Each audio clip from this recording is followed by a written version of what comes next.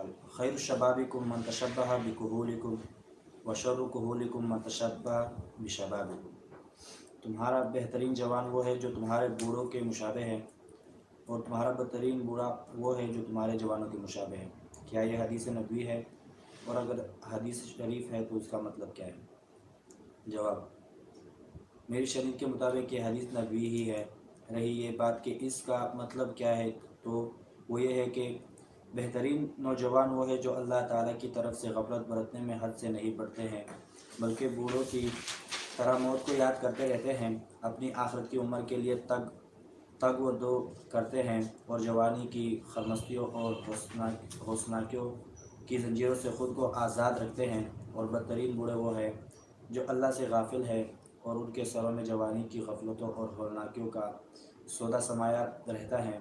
चुनाचा वो बच्चों की तरह अपनी खलमस्तियों और हौसनाकियों में उन नौजवानों के नक्शो कदम पर चलते हैं।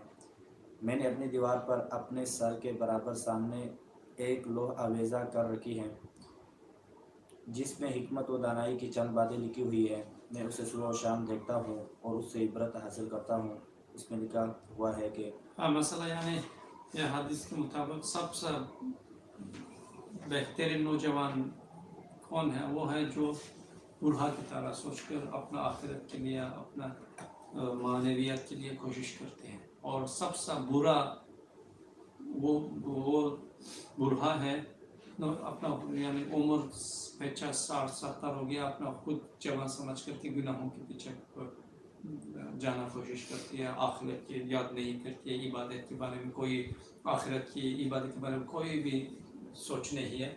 सबसे बेहतरीन बूढ़ा वो है, और सबसे बेहतरीन जवान भी बूढ़ा की तरफ सोच करके आखिरत के लिए ताको दो करना वाला, कोशिश करना वाला है।